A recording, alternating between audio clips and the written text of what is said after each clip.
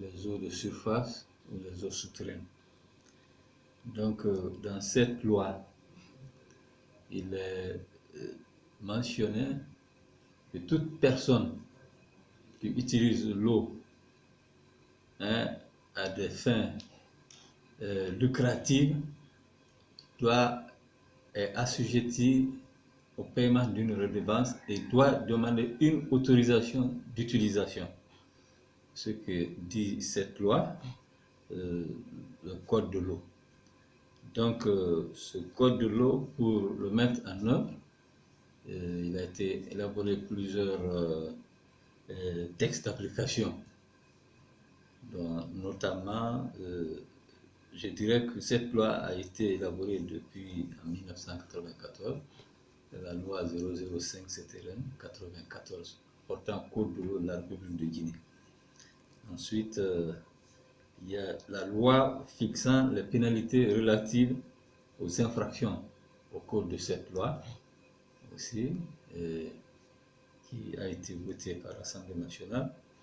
Ensuite, il y a la loi qui fixe les redevances dues au titre des prélèvements, n'est-ce pas, et des pollutions des ressources en eau. Donc, il y a un ensemble de textes législatifs qui réglementent l'utilisation des ressources en eau dans notre pays.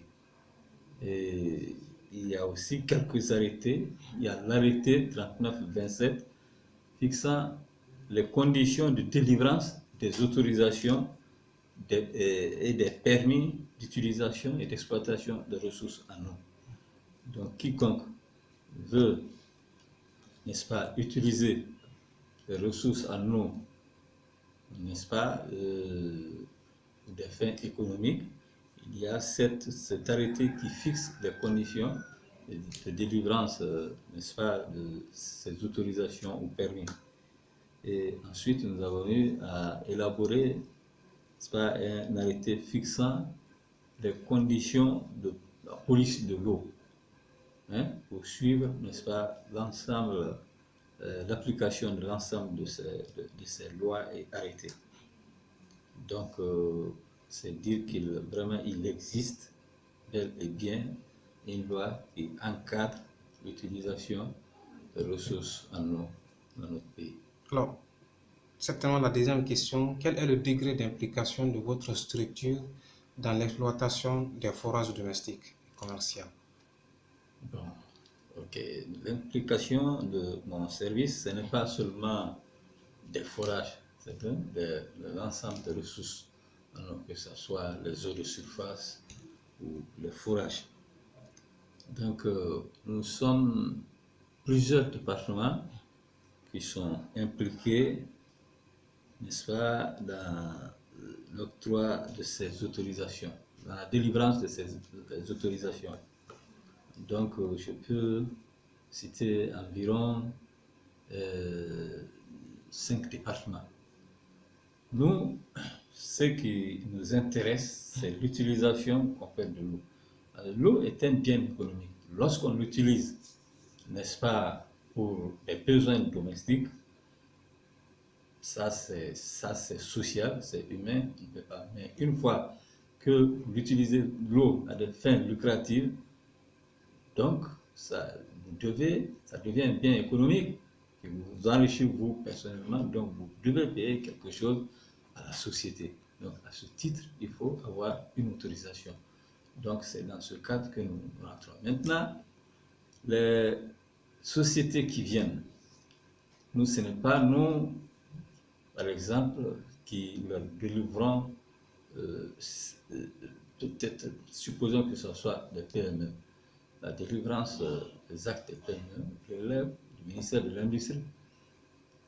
Bon, et du ministère de l'Industrie aussi, il y a le ministère du Commerce. Parce que pour faire une activité commerciale, c'est le ministère du Commerce qui autorise à travers le RCCM. Donc, il y a ça. Et l'eau aussi, il y a le laboratoire de qualité de Matoto pour tout ce qui est alimentation humaine n'est-ce pas, qui est là pour apprécier la qualité. Donc nous, c'est tout ce que nous demandons comme dossier. Celui qui veut utiliser, qui demande, n'est-ce pas, un permis, une autorisation, on demande tout ça dans son dossier. Donc quand il nous amène ça, il écrit, fait une demande adressée à monsieur le ministre en charge de l'eau, c'est-à-dire monsieur le ministre de l'énergie et de l'hydraulique. Donc, il fait cette demande avec tout ce que je viens d'énumérer là comme dossier qui est fixé, ces conditions sont fixées à travers un arrêté dont je vous ai parlé, 39-27, fixant les conditions de délivrance de ces autorisations et permis.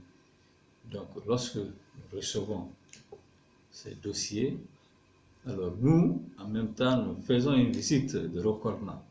Nous allons voir, par exemple, là où, si c'est un forage, on va voir le lieu d'implantation de ton forage. Est-ce qu'il est implanté au bon endroit? Est-ce que aux alentours de ton forage, il n'y a pas de fosse septique et d'autres aspects qui puissent nuire, n'est-ce pas, à l'utilisation de la ressource? Ensuite, nous visitons tes installations, toutes tes machines, nous prenons les caractéristiques de toutes ces machines. Là, nous venons, nous faisons un rapport de tout ceci et nous proposons à monsieur le ministre, n'est-ce pas, l'octroi, n'est-ce pas, d'une autorisation ou d'un permis de la dite société. Donc, voilà comment nous travaillons, voilà comment, n'est-ce pas, notre service est impliqué dans ces autorisations. Maintenant, ça, on appelle l'administration des droits d'eau. Ça, c'est dans les activités régaliennes de notre service.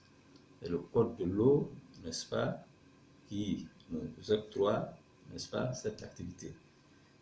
Donc, ce n'est qu'en 2012, parce que auparavant, le fonds de l'hydraulique n'était pas encore mis en place. Alors, le fonds de l'hydraulique, c'est ce fonds qui est habilité à percevoir les redevances. Nous faisons un travail technique et c'est le fonds de l'hydraulique qui perçoit les redevances. Comme ce fonds n'était pas mis en place, il n'a été mis en place qu'en 2010, donc ce n'est qu'en 2012 que nous avons commencé ces activités.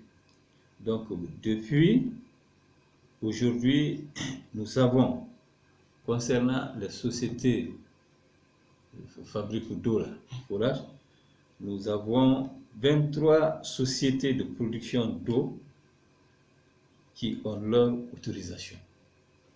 23. Il y a 17 sociétés dont nous sommes en train d'instruire les dossiers pour signature. Et il y a 9 sociétés dont les sociétés sont incomplètes, dont les dossiers sont incomplets. Donc voilà la situation exacte de ces sociétés de fabrication d'eau à notre niveau. Donc il y a des dizaines et des dizaines de sociétés, n'est-ce pas, qui ne sont pas en règle, qui travaillent comme ça. Donc nous ne connaissons pas, c'est-à-dire, c'est pas tous ceux qui font cette exploitation qui ont reçu de nous les autorisations. Donc tout ceci-là travaille hors de la réglementation. Donc c'est cette situation qui se pose. Comme il y a beaucoup d'intervenants, il faut qu'on se mette d'accord et qu'on fasse en sorte que les gens, on ne peut pas interdire à un citoyen de mener l'activité, mais pour qu'il le fasse, il faut qu'il soit dans les règles, il faut qu'il soit dans les normes. Donc il faut aussi que chaque service puisse jouer son rôle. Il y a, par exemple, le ministère de la Santé doit contrôler aussi la qualité. Il y a, comme je l'ai dit, il y a le ministère du Commerce, il y a le ministère de l'Industrie, et il y a nous autres, il y a même le ministère de l'Environnement, ou de l'emballage aussi, en principe, il doit jouer son rôle. Alors, merci bien, M. Kane. Merci bien.